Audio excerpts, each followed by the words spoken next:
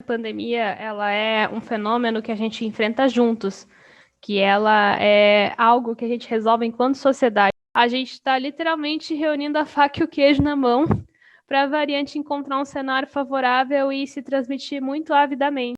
Então, muita gente me pergunta sobre as vacinas nessa questão. A gente tem que vacinar rápido, que a gente precisa de mais vacinas e mais doses das vacinas que nós temos aqui hoje para acelerar essa vacinação, porque isso impacta no surgimento de novas variantes, no risco que novas variantes de preocupação surjam, né?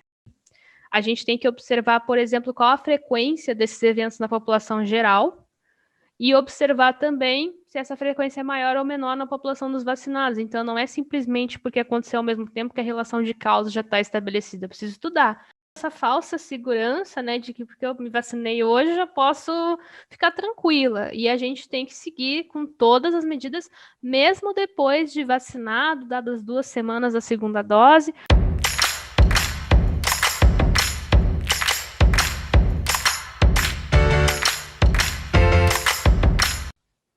Olá, queridos. Hoje nós vamos conversar com Melanie Fontes Dutra. Ela é biomédica, faz pós-doutorado em neurociência e é coordenadora da rede Análise Covid-19.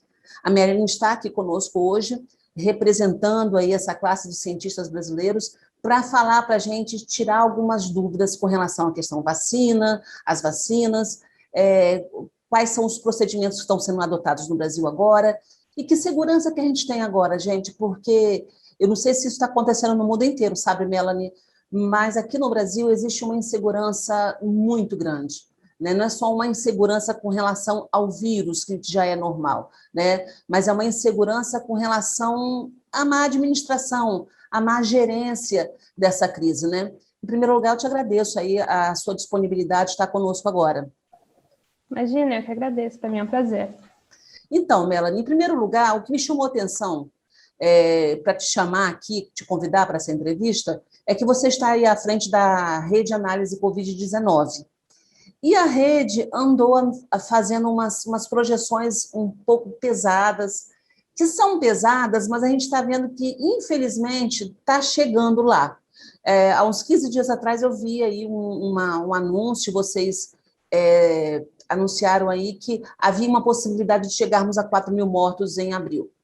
Depois disso, um novo anúncio veio aí com uma expectativa ainda pior, chegarmos a 5 mil mortos no final de abril. Quando eu li isso, isso foi nota da Veja e de várias revistas e veículos aqui no Brasil. Quando eu vi isso, eu me assustei, mas eu achei isso é um pouco de exagero. Mas logo em seguida, 2, 3 dias depois, nós já batemos a casa dos 3 mil. Essa semana nós chegamos a 3.600. Então, nós não estamos nem chegando ainda no final de abril e, infelizmente, essa previsão aí dos 4 mil mortos, 24 horas, já está quase batendo. A gente torce, né, para que isso não aconteça. Quando a gente liga a televisão para ver o que aconteceu no Brasil, né, nas últimas 24 horas com relação ao Covid, a gente fica torcendo para o número ter diminuído. Esse final de semana, eu acho que ontem foi anunciado 1.600, foi menos de 2.000, mas na semana passada estava batendo sempre acima dos 3 mil. Como é que é realizado esse trabalho da rede análise Covid? E qual é o objetivo de vocês nesse gerenciamento da crise? Bom, um dos nossos objetivos na rede análise Covid é fazer a coleta, análise de dados, análise de populações vulneráveis e também a parte de divulgação científica, de levar a informação de uma forma acessível para as pessoas de diversos públicos, né? Então, a gente prepara esse tipo de análise, muitas delas são solicitadas para a gente fazer, mas é uma coisa que nos assustou bastante, a gente poder chegar a 4 mil óbitos ainda no fim desse mês, e desse mês de abril, né, como tu comentou, e estudos agora mostrando que esse número pode ser ainda maior. Então, eu não tenho detalhes técnicos para falar sobre esse trabalho e como ele foi feito, porque ele foi feito pela divisão de análise de dados da rede, que tem outros coordenadores e outros membros, mas é algo assim que a gente observa e é algo muito assustador, Mas se a gente for parar para pensar, a situação agora já é muito assustadora também. Quando que a gente imaginava atingir 3 mil óbitos, né, por dia? Então, eu acho que a gente precisa olhar para esses valores e entender que uma boa parte desses óbitos pode ser evitada. Se a gente evitar a transmissão, se a gente evitar o contágio, se a gente conseguir, enquanto sociedade, aderir às medidas de enfrentamento e estabelecer restrições maiores, mais intensas, para que esse contágio seja reduzido significativamente, né? Então, é o que a gente sempre fala, é uma projeção, não é uma uma carta final de que é isso que vai acontecer. É uma projeção caso o cenário permaneça como está agora. Se a gente se esforçar para que o cenário mude em prol da saúde, essa projeção pode não se concretizar, que é o que a gente mais quer. Então, ela não é alarmista. Na verdade, se ela despertou um susto nas pessoas e uma reação de não, não pode ser, é porque a gente finalmente está conseguindo acessar novamente essa incredulidade da população, que deve ser restaurada, inclusive para a situação atual. A própria situação atual, se a gente falasse para a população há um ano atrás que aconteceria um ano depois, as pessoas agiriam da mesma forma. Não, não é possível que a gente vai deixar com que 3 mil óbitos aconteçam no país sem aderir às medidas de enfrentamento, sem fazer mais do que a gente pode fazer, né? Então, eu acho que é importante deixar isso claro, claro que é uma projeção e que o que a gente mais quer lançando essa projeção agora, que tem muito respaldo científico, tem a nossa metodologia ela é bastante clara e disponível para quem quiser tentar replicar, analisar, é o princípio básico da ciência, então é super acessível mesmo assim. Mas o que a gente mais quer é que com essa projeção a gente consiga ter a conscientização de fazer tudo o que é necessário para que ela não se concretize. Assim, com certeza, né? Eu lembro que no início da pandemia, no ano passado, não sei se foi em junho, logo assim, né? Logo quando tudo começou, quando a gente estava sob aquele impacto, né, da novidade, o Covid foi uma novidade negativa em 2020, né? Eu lembro que a gente começou a ver os números nos Estados Unidos e a gente se assustava bastante aqui. E a gente jamais podia imaginar que isso poderia acontecer no Brasil. A gente ficou meio com aquela coisa assim, acontece no quintal do vizinho, no jardim do vizinho, mas no nosso não vai acontecer, né? E quando a gente começa a ver essa possibilidade, eu não sei se lá chegou a 4, 5 mil mortos 24 horas, porque eu acompanhei um pouco, mas eu não vi todos os números. Mas aqui, né, a gente está muito próximo dos 4 mil, infelizmente, né? E a projeção dos 5 para final de abril, pela rede análise Covid, assusta, mas serve de alerta. O que a gente vive hoje, né, Melanie, é um resultado do descaso de meses atrás, né? Agora, se hoje, você que está assistindo a gente, se você participa de aglomeração, se você tem alguma atitude que você sabe que é um risco para a proliferação da Covid, se você começar a tomar a atitude correta, a gente não chega a esse número, né? Então, abril, o que vai acontecer em abril depende do que a gente faz agora. É por aí, né, Melanie? Então, a gente tá sofrendo o reflexo ainda das reuniões, né, desse início de ano, Vera, passou final de ano o pessoal se aglomerando, aí entrou praia, o pessoal se aglomerando. Então, como fugir a uma realidade tão drástica como essa, se não há conscientização, não é verdade? Exatamente, a gente precisa entender que a pandemia ela é um fenômeno que a gente enfrenta juntos, que ela é algo que a gente resolve enquanto sociedade. Precisa que todos ajam em prol da saúde para que a gente possa controlar essa transmissão e assim poder ver um impacto significativo nas outras curvas de novos casos, óbitos, hospitalizações. Então, a gente precisa que a sociedade vacine-se quando for o momento de indicação para isso e, sobretudo, siga com as medidas de enfrentamento antes, durante e depois desse processo, até a gente ter uma grande quantidade de pessoas vacinadas para atingir essa imunidade de grupo, que vai proteger a sociedade sociedade inteira, criando uma barreira imunológica entre o vírus e essa sociedade, né, impactando muito a transmissão e nos levando, assim, para a resolução da pandemia. Sim, é muito óbvio quando a gente vê aí as recomendações dos cientistas, da classe médica, né, que realmente a gente tem que evitar aglomeração, tem que usar máscara, tem que sempre higienizar, né, usar álcool gel, aquela coisa toda. Então, é muito óbvio a gente ver que a situação está do jeito que está hoje, porque houve um descaso, né? Houve aí uma se as pessoas menosprezaram, vamos dizer, né? Diminuíram, minimizaram o problema. Então, a gente está pagando o pato por conta disso. Agora, o que essa situação também tem a ver com as novas variantes? Qual é o papel dessas novas variantes com esse aumento do número de mortes no Brasil?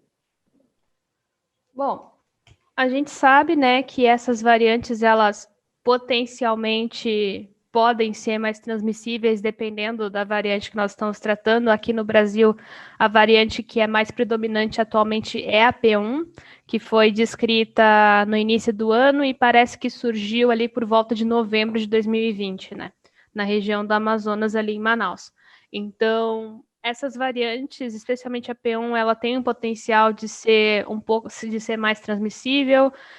Existem relatos, ainda não tem uma conclusão contundente, mas muitos relatos e estudos vêm apontando para um possível aumento da carga viral, e isso pode levar a quadros um pouco mais sérios de Covid-19.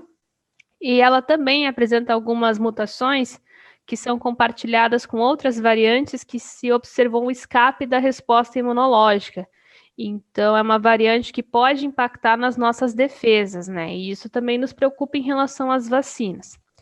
Então, dentro dessa questão, a situação atual, ela pode ter uma influência das variantes, ela pode ter sido agravada pelas variantes, mas a gente não pode responsabilizá-las completamente, porque mesmo com variantes mais transmissíveis, se a população é engajada e é responsável para aderir todas as medidas de enfrentamento, se a gente tem políticas restritivas intensas para barrar a transmissão, até mesmo uma variante mais transmissível vai sofrer esse impacto.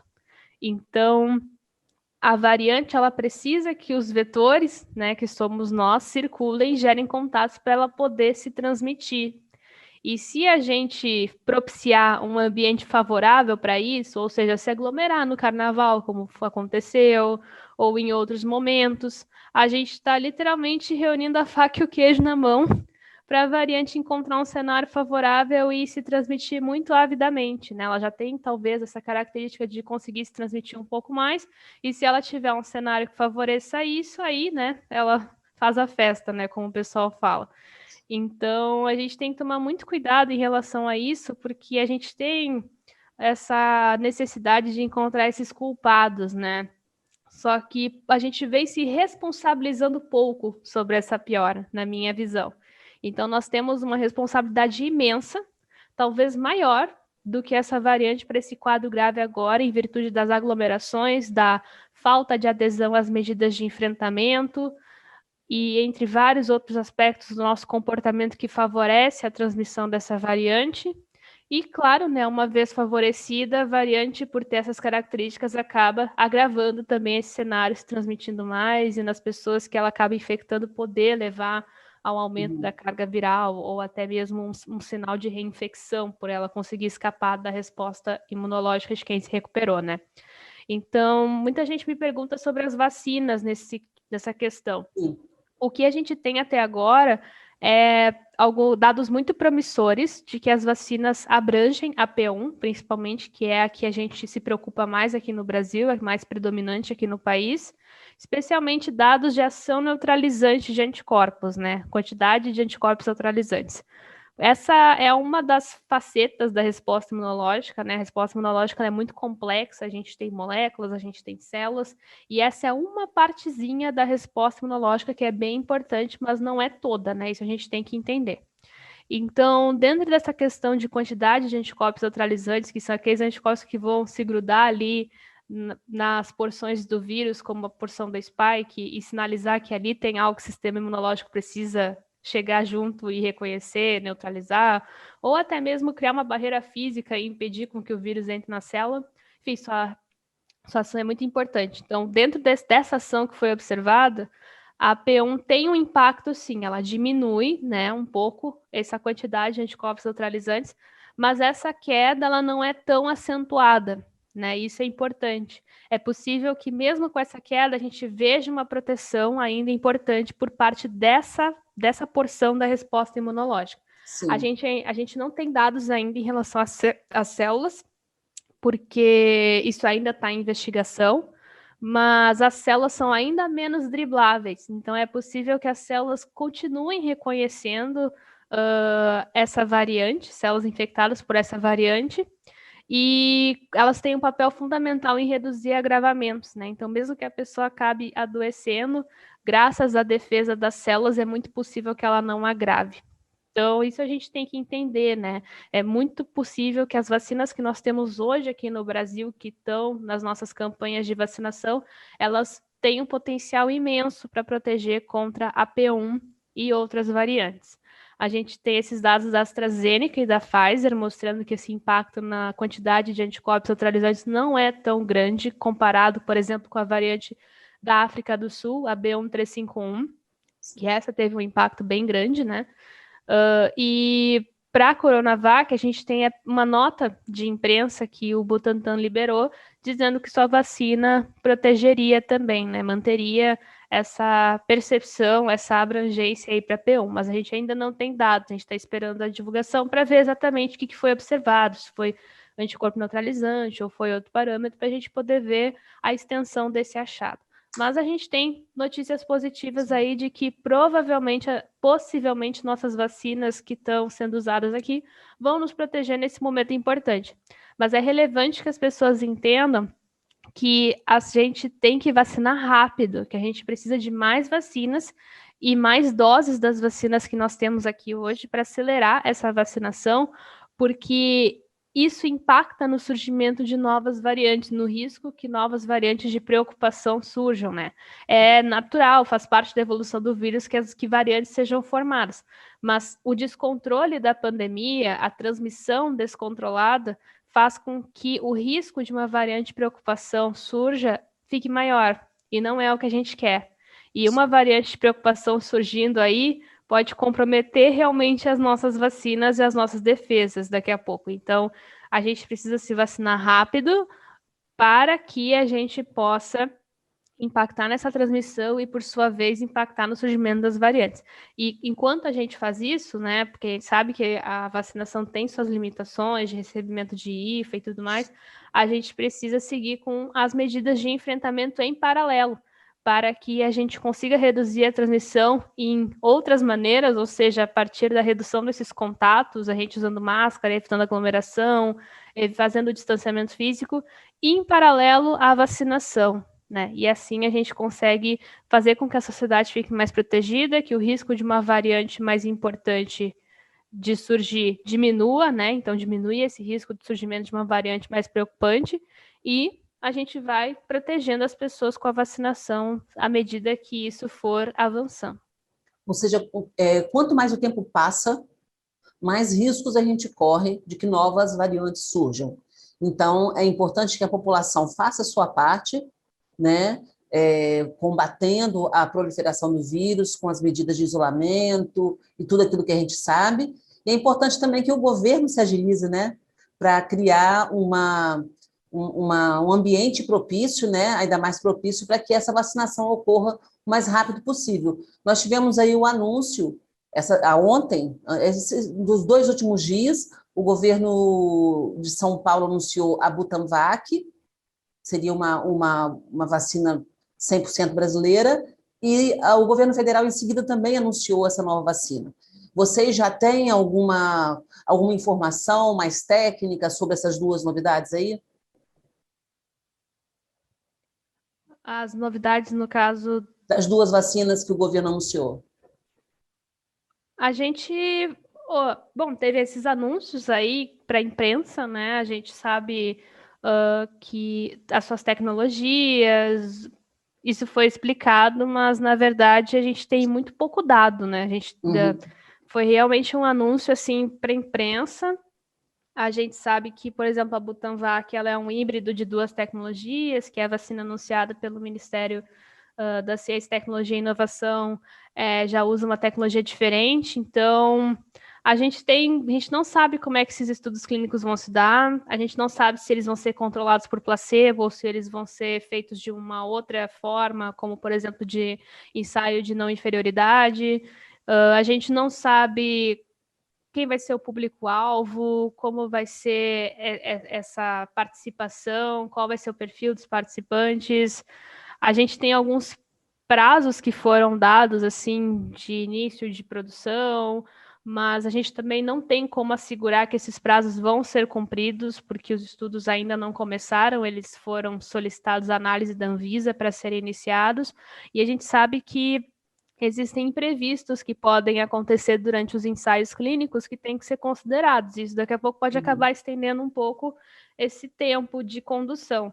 Então, é muito otimista, é muito bom a gente ter vacinas que estão sendo estudadas no país. A gente tem 11 projetos aí de vacinas que estão sendo estudadas em diferentes institutos e universidades, como a USP, ali em Ribeirão Preto, a gente tem a UFMG, enfim, várias outras que estão sendo já estudadas aqui, estão sendo avaliadas em fases pré-clínicas e clínicas, mas a gente precisa ter essa consciência de que esses prazos podem ser modificados dependendo da condução do que acontecer durante os ensaios clínicos. Então, eu acho muito mais importante focar, né, quando a gente vai fazer anúncios assim sobre como funciona, como é a tecnologia, o que a gente sabe, o que a gente precisa descobrir, do que assegurar certos prazos que não podem ser assegurados nesse momento, porque isso mexe muito com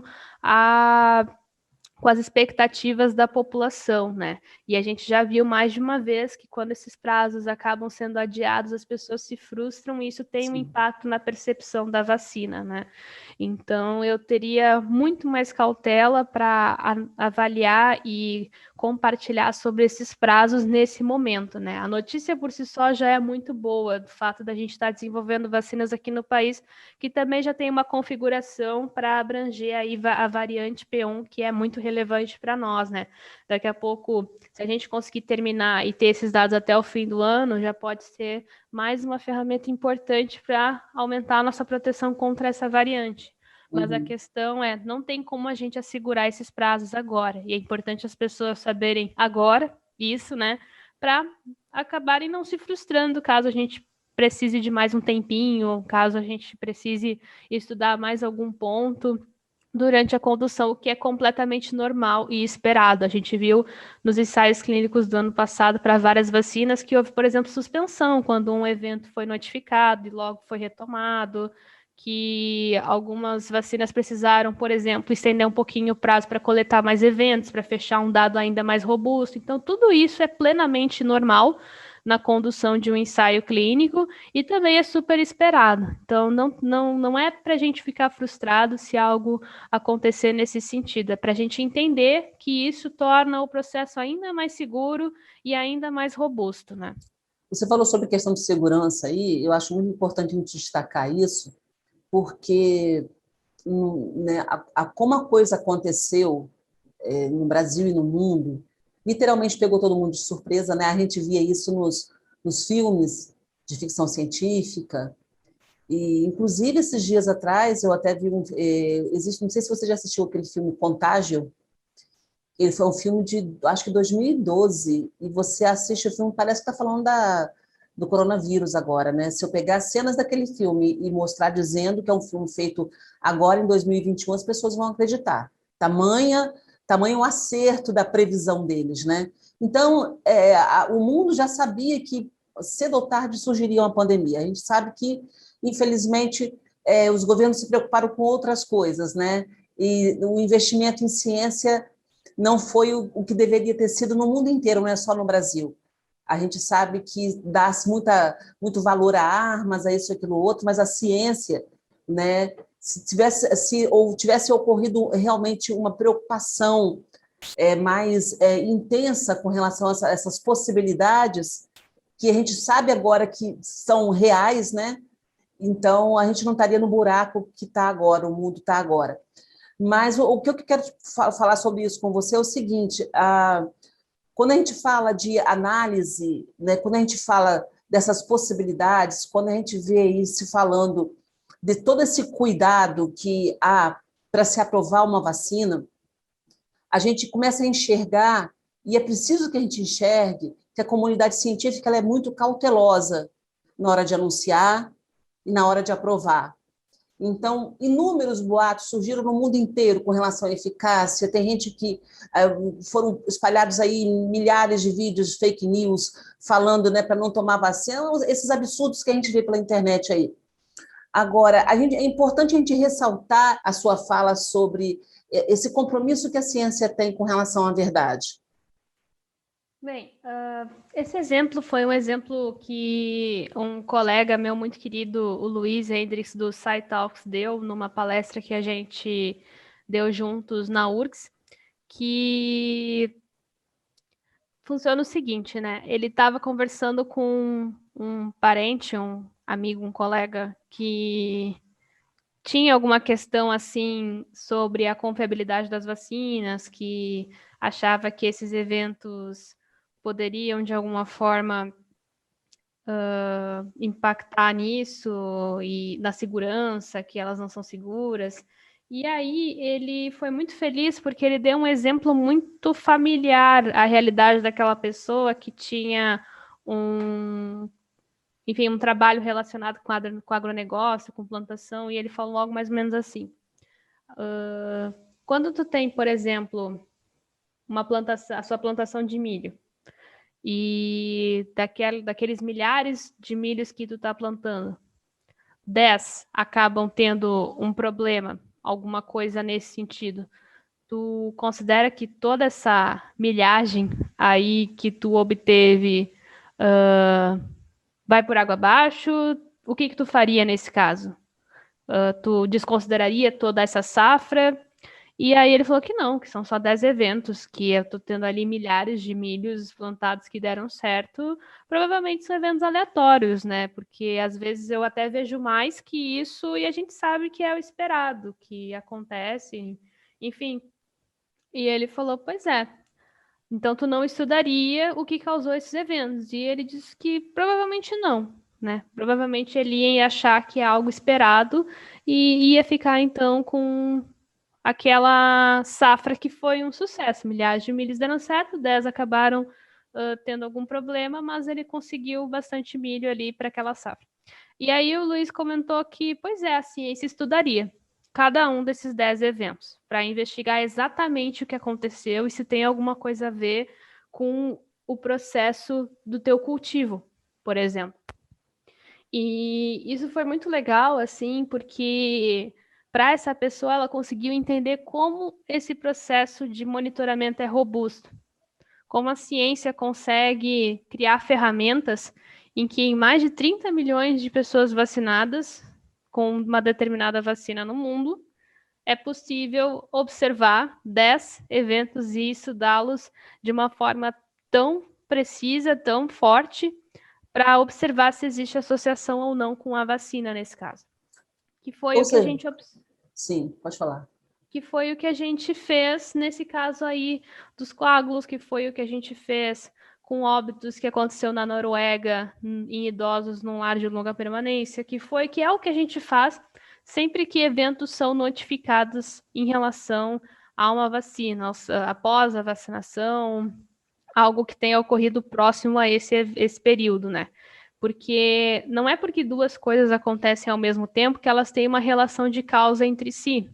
A gente tem que observar, por exemplo, qual a frequência desses eventos na população geral e observar também se essa frequência é maior ou menor na população dos vacinados. Então, não é simplesmente porque aconteceu ao mesmo tempo que a relação de causa já está estabelecida. Eu preciso estudar, eu preciso observar esses parâmetros, eu preciso fazer análises estatísticas para verificar se existe correlação entre os dados, se existe essa relação de causa e consequência. E o que a gente viu até o momento é que não.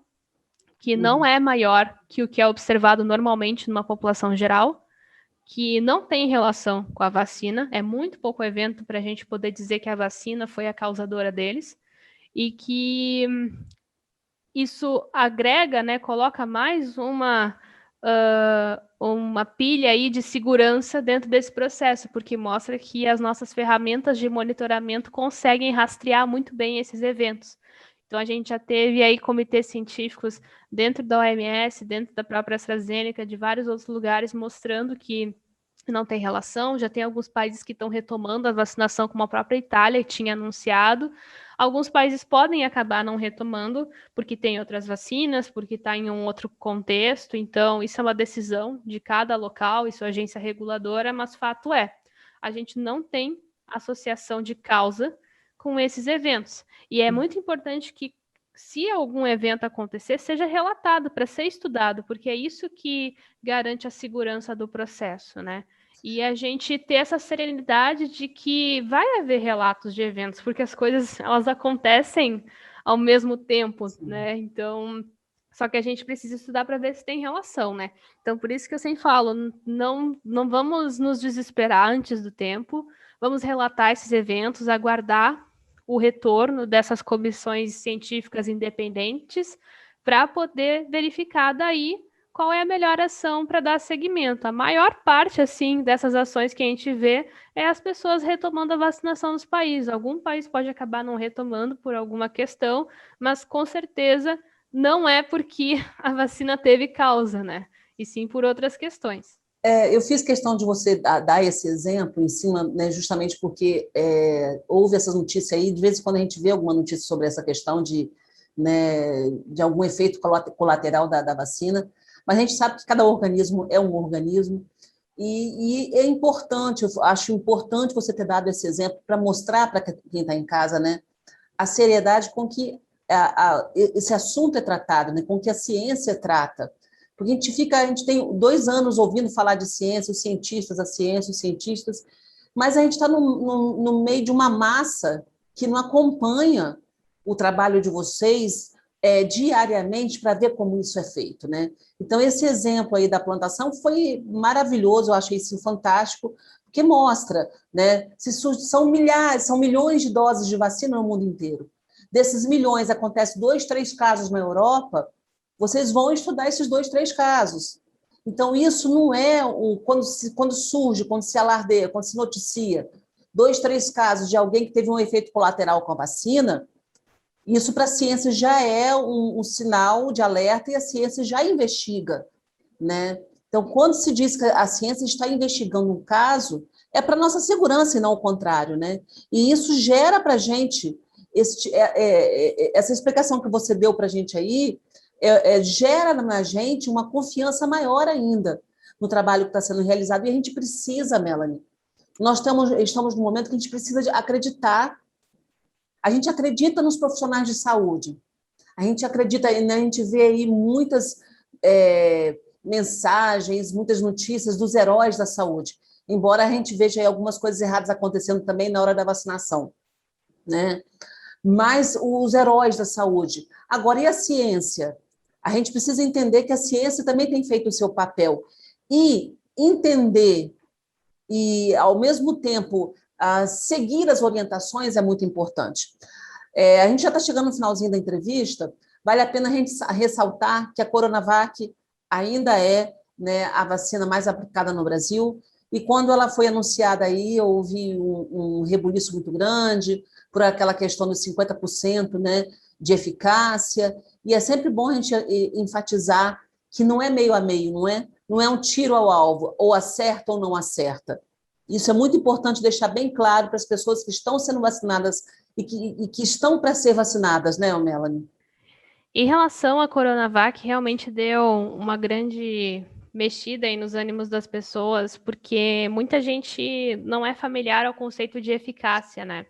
Então, é importante as pessoas entenderem que o dado de eficácia é sobre uma população, não é o meu dado, Melanie, ou o dado da Daisy, ou o risco que eu e Daisy temos, né, isoladamente de desenvolver ou não a doença, né? Não é uma roleta russa, no caso, 50% de chance de eu pegar o vírus ou não, né? é o dado de uma população. Então, sempre o dado dessa população de vacinados em comparação a uma população que não se vacinou. Então, quando a gente tem uma vacina de 50% de eficácia, a gente pode observar de um outro ângulo, por exemplo. Significa que eu tenho o dobro dos casos de Covid observados em quem não se vacinou, comparado em quem se vacinou. Porque a população vacinada tem 50% de risco menor de desenvolver um quadro de Covid, de ter a doença, né, em relação a quem não se vacinou.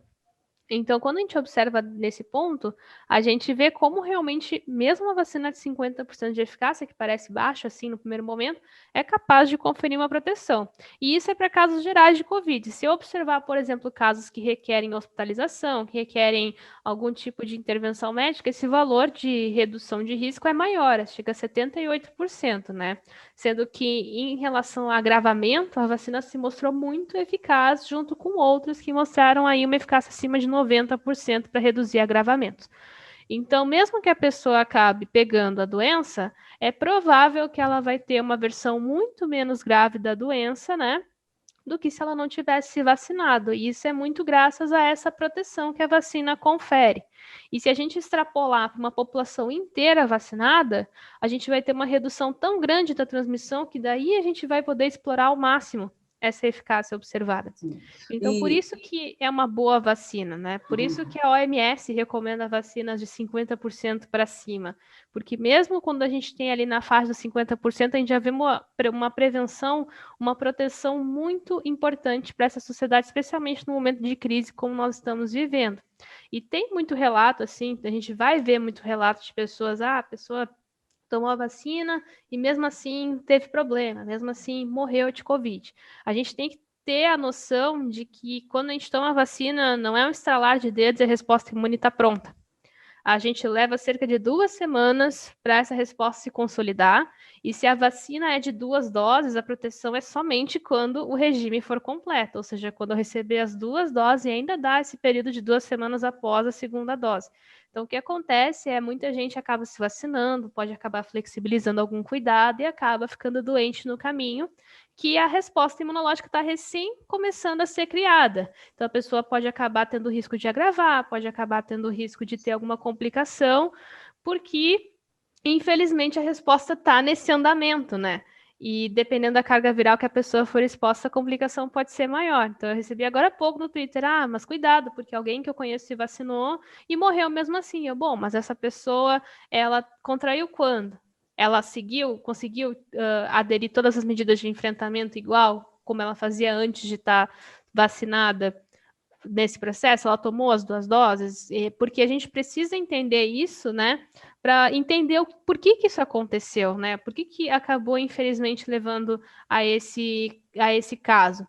Então, muita gente acaba tendo essa falsa segurança, né, de que porque eu me vacinei hoje, eu já posso ficar tranquila. E a gente tem que seguir com todas as medidas, mesmo depois de vacinado, dadas 2 semanas da segunda dose, porque a gente não sabe ainda, e a gente está estudando isso, se a pessoa transmite ou não, né? Então, se a pessoa pode, porventura, transmitir, a gente não quer que ela contribua nessa cadeia de transmissão, porque ainda tem muita gente suscetível na população.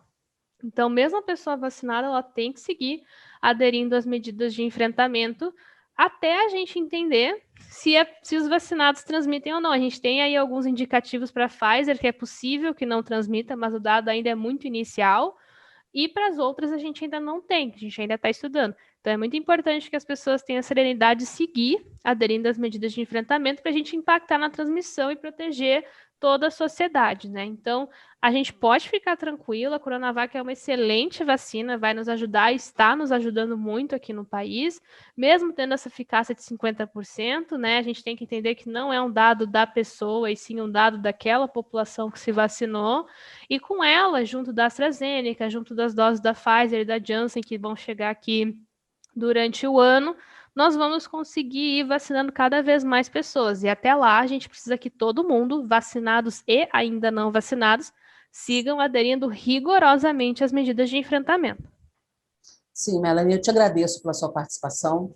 A gente não pode realmente baixar a guarda, né? Então, é aquela história, a gente tem que entender que nós estamos no campo de batalha ainda. O inimigo ainda está no campo de batalha, né? Ainda está tentando crescer, e a gente não pode baixar a guarda, baixar a cabeça. Né? Então, vacinado ou não, eu já vi muita gente falando também que pessoas, eu quero pegar, se eu pegar o vírus é bom porque eu já fico imunizado. Não existe isso, né? Isso aí é uma ilusão, a gente sabe disso. Muita gente que pegou a doença pode pegar de novo. Então, é não baixar a guarda. E a gente sabe, Melanie, que o Brasil sempre foi uma referência na questão de vacinação. Né? Então, a gente tem que ter uma confiança nesses profissionais da saúde e no próprio sistema, né, que nós temos. Né? Embora a gente tenha aí tanta crítica e tantos problemas com relação ao SUS, né? A gente sabe que nesse quesito e vacinação sempre foi um modelo para o mundo, né? Exatamente. A gente tem uma estrutura aqui no país que é reconhecida mundialmente. A gente tem nossas próprias instituições científicas, como o Butantan, a Fiocruz, entre outras, que também são referência. A gente é referência em importação e exportação de vacinas. O nosso Plano Nacional de Imunização é muito reconhecido também. A gente consegue coberturas vacinais muito boas para diversos agentes infecciosos quando a gente tem boas campanhas de vacinação e adesão das pessoas a essa vacinação.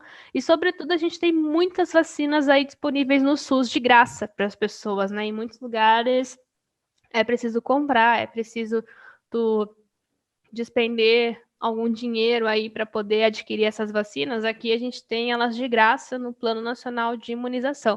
Então, isso é super legal, né? É mais um ponto para a gente valorizar o SUS, que contribui tanto com a nossa saúde, especialmente nessa questão de vacinas, mas não somente nessa, né? Então, a defesa do SUS é algo imperativo no país para a gente continuar garantindo essa acessibilidade à saúde, que é um direito do cidadão e deve ser promovido pelo Estado. Bom, agradeço a sua participação realmente e queria só que você fizesse aí a sua consideração final. Existe alguma coisa, algum recado que você quer dar para a população nesse momento agora que não tenha sido falado? É com você agora a consideração final. Bom, como consideração final, eu acho que o recado tem que ser uníssono, né? A gente está no momento de crise, a gente está num momento onde nunca foi visto uma crise tão pior dentro da pandemia da Covid-19 aqui no Brasil como agora. A gente, inclusive, há uma preocupação no mundo, né? Porque esse descontrole da pandemia pode gerar variantes que podem impactar a estratégia de proteção de não só aqui no país, mas de vários outros lugares. Então, a gente, infelizmente, tem esse enfoque e essa preocupação do mundo em relação a isso, porque nossas estratégias aqui de combate à pandemia são muito abaixo do que a gente precisa nesse momento. E tudo isso é, infelizmente, em virtude da falta de coordenação nacional para esse enfrentamento, né? A gente tem aí os estados fazendo muito do que é possível para isso e sofrendo muitas pressões de vários setores da sociedade. E se a gente tivesse uma coordenação nacional, é possível que todo esse enfrentamento local e nacional pudesse realmente ser muito maior, muito mais assertivo. Então, nesse momento, as pessoas precisam se conscientizar de que a nossa parte tem que ser feita enquanto indivíduo. Usar as medidas de enfrentamento, fazer o bom uso de máscaras adequadas que vedam bem o rosto, fazer o distanciamento físico, que é imperativo, evitar aglomeração, que é imperativo, fazer uma boa higienização, né, das mãos, principalmente, antes de levar ao rosto. Tudo isso, se todo mundo fizer isso, a gente já vai ver um reflexo muito importante na transmissão. Se cada um de nós conscientizar as pessoas ao nosso redor, mais próximas de nós, a gente já vai ter uma amplificação dessa mensagem que é muito importante. Se todos nós fizermos essa nossa parte enquanto sociedade, a gente já vai ver um reflexo muito importante nessa transmissão e que com certeza vai nos ajudar a enfrentar esse momento de crise tão difícil que é o que a gente está passando, né? É importante destacar que mesmo a gente fazendo tudo agora, o reflexo disso vai ser daqui 2 semanas, porque o que nós estamos vivendo hoje é um reflexo de mais ou menos 2 semanas atrás.